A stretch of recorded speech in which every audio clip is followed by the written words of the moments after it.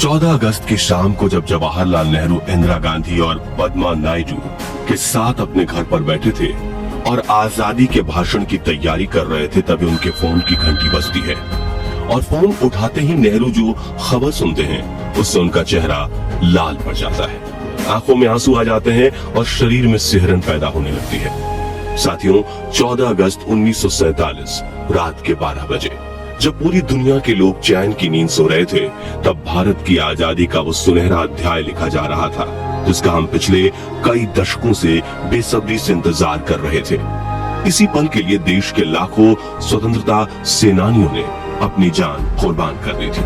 हर तरफ खुशी का माहौल था, लेकिन कुछ नेताओं और अंग्रेजों ने इस खुशी के मौके को देश के करोड़ों लोगों के लिए गम का मौका बना दिया था, क्योंकि इस दिन हमारे अखंड भारत का बंटवारा होने जा रहा था, जिससे राजनेता बनकर देश चलाने वाले नेताओं में तो खुशी की लहर फैली हुई थी, लेकिन देश की आवाम इस बंटवारे से कितना ज्यादा दर्द सहने वाली थी उसका किसी को अंदाजा भी नहीं था। अखंड भारत के हिंदुस्तान और पाकिस्तान के इस बंटवारे का दर्द वही लोग समझते हैं जिन्हें रातों रात अपना घर छोड़ना पड़ा था, जिन्होंने अपनों को खोया था, जिन्होंने अपने देश को खो दिया था और जो सड़क पर पड़े दर्द से तड़प रहे थे और अपनी जान की भीख मांग रहे थे, लेकिन सुनने वाला कोई नहीं था। इस बंटवारे के दर्द के शिकार हुए लोग आज भी जब 14 अगस्त का नाम सुनते हैं तो उनका शरीर डर के मारे कांपने लगता है। तो साथियों, आखिर क्या हुआ था 14 अगस्त 1947 की उस काली रात को, जिससे देश के करोड़ों लोगों ने आजादी की काफी बड़ी कीमत चुकाई थी? जानने के लिए आइए डालते हैं इतिहास के सबसे काले दिन पर एक नजर। दोस्तों, भारत में ब्रिटिश हुकूमत के खात्मे की कहानी साल 1947 की शुरुआत में ही लिखनी शुरू हो चुकी थी। ब्रिटेन में क्लेमेंट एटली की सरकार को ये उम्मीद थी कि भारत शांति के साथ आजाद होगा, लेकिन अफसोस ये उम्मीद टूट गई, क्योंकि उन ब्रिटिशर्स ने ही भारत की आवाम और नेताओं के बीच हिंदू और मुस्लिम कभी एक नहीं हो सकते ऐसी आग लगा दी थी। ऐसा जहर घोल दिया गया था, जिसके बाद 3 जून 1947 के दिन क्लेमेंट एटली ने ऑल इंडिया रेडियो पर अनाउंसमेंट करते हुए कहा कि सदियों से तितर बितर पड़े हिंदुस्तान को हमने एक किया है और हमें उम्मीद थी कि एकता देश की आजादी के बाद भी बनी रहेगी, लेकिन अफसोस भारतीय नेताओं को ये मंजूर नहीं है। इसलिए हमारे पास देश का बंटवारा करने के अलावा कोई चारा नहीं है। इसलिए अब ब्रिटिश इंडिया का राजकाज 2 सरकारों के हवाले कर दिया जाएगा, जिसके तुरंत बाद पंडित जवाहरलाल नेहरू ने भी एक भाषण दिया था और कहा कि ब्रिटिश सरकार ने देश के कुछ हिस्से को भारत से अलग करने का प्रस्ताव देते हुए हिंदुस्तान को आजाद करने की बात रखी है और हमने उनकी ये बात मान ली है।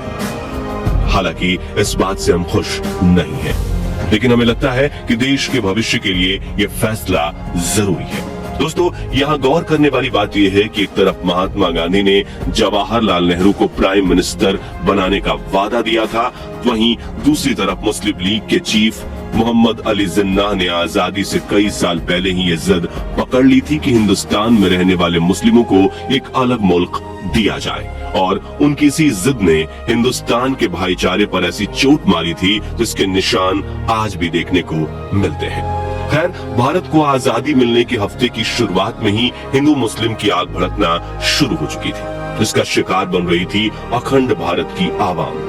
14 अगस्त की शाम को जब जवाहरलाल नेहरू, इंदिरा गांधी और पद्मा नायडू के साथ अपने घर पर बैठे थे और आजादी के भाषण की तैयारी कर रहे थे, तभी उनके फोन की घंटी बजती है और फोन उठाते ही नेहरू जो खबर सुनते हैं उससे उनका चेहरा लाल पड़ जाता है, आंख में आंसू आ जाते हैं और शरीर में सिहरन पैदा होने लगती है, क्योंकि लाहौर के एक नए प्रशासन ने हिंदू और सिखों के इलाकों के पानी की सप्लाई काट दी थी, जिससे लोग प्यास से तड़प रहे थे और जो पानी के लिए अपने घर से बाहर निकल रहा था उसे उसी वक्त मार दिया जा रहा था। और यहाँ से शुरू होने वाले दंगे देखते ही देखते पूरे भारत में फैल रहे थे। लोग मरने मारने के लिए उतावले हो रहे थे।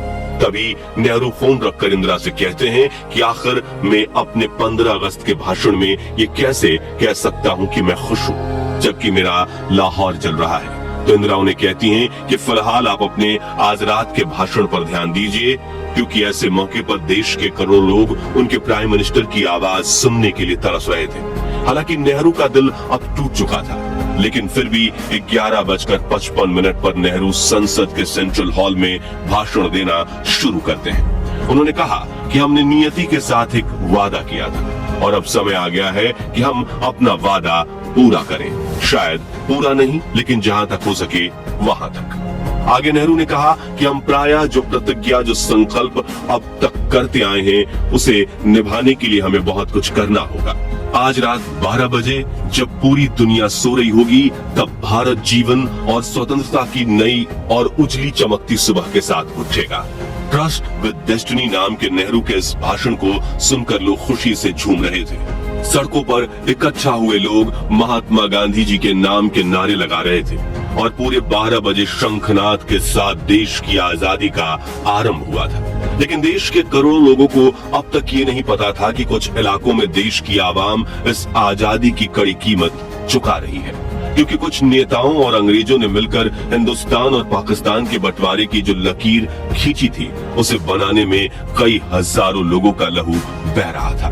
लाखों लोगों को 14 अगस्त की उस काली रात को ही अपने घर से बेघर होना पड़ा था। लेकिन हिंदुओं का भारत में आना और मुस्लिमों का पाकिस्तान में जाना उतना भी आसान नहीं था।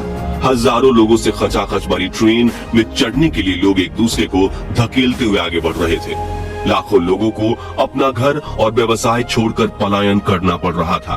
कुछ समय पहले जो लोग एक दूसरे का हाथ थामकर अंग्रेजों के सामने आजादी की लड़ाई लड़ रहे थे, वही लोग आज एक दूसरे के खून के प्यासे बने फिर रहे थे। भारत के इतिहास की इस सबसे काली रात में लगातार बारिश हो रही थी। कई इलाकों से बिजली जा चुकी थी। बदले की आग में प्यासे फिर रहे लोगों के हाथों में हथियार थे। वे बेधड़क होकर कत्ल किए जा रहे थे।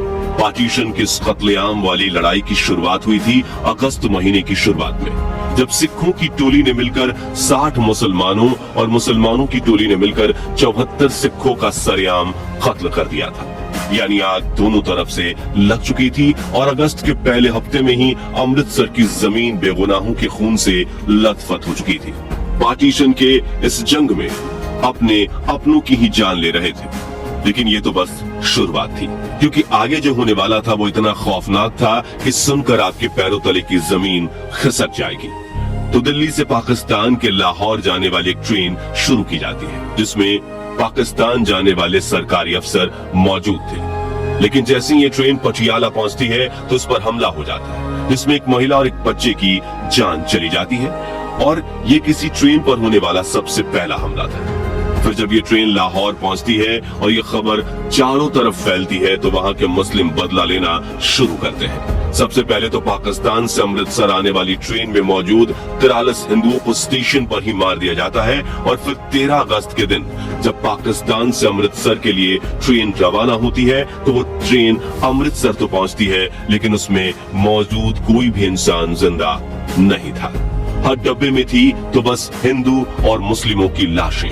जिसके बाद ट्रेन पर हमलों का सिलसिला शुरू हो जाता है और हर रोज अमृतसर और लाहौर के बीच आने जाने वाली ट्रेनों में लाशों के ढेर मिलते रहते हैं। दोस्तों, 14 अगस्त के दिन जब हिंदुस्तान और पाकिस्तान दोनों मुल्क अंग्रेजों की गुलामी से आजाद होने के करीब थे, तब अपने ही लोगों से डरते हुए हिंदू और मुसलमान लोग देर रात बारिश के बीचों बीच छिपते छिपाते हुए पलायन कर रहे थे, क्योंकि उन्हें लग रहा था कि अगर हम अपने मुल्क में नहीं पहुंचे तो अगले ही कुछ दिनों में हमें यहाँ मार दिया जाएगा।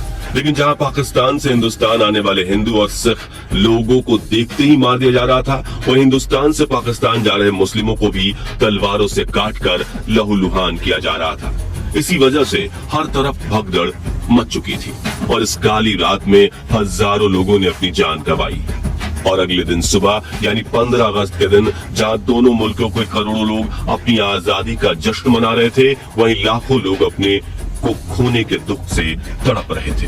अंग्रेजों की बोइस जातीय नफरत के बीज ने भारतीयों की एकता को अंदर तक झकझोर कर रख दिया था।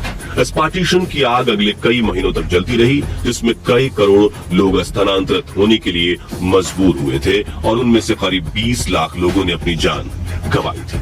खैर, यहाँ गौर करने वाली बात यह है कि इन मौतों के लिए हम हिंदू, मुस्लिम या सिख जाति के लोगों को दोषी करार नहीं कर सकते, क्योंकि बंटवारे की बात निकलने से पहले देश की आवाम तो खुशी से एक दूसरे के साथ मिलकर रहती थी, लेकिन एक दूसरे को मारने के लिए उतावले हुए लोगों में जहर भरा था अंग्रेज और उन कुछ नेताओं ने जिनकी सोच निजी स्वार्थ और जातीय भेदभाव पर टिकी थी।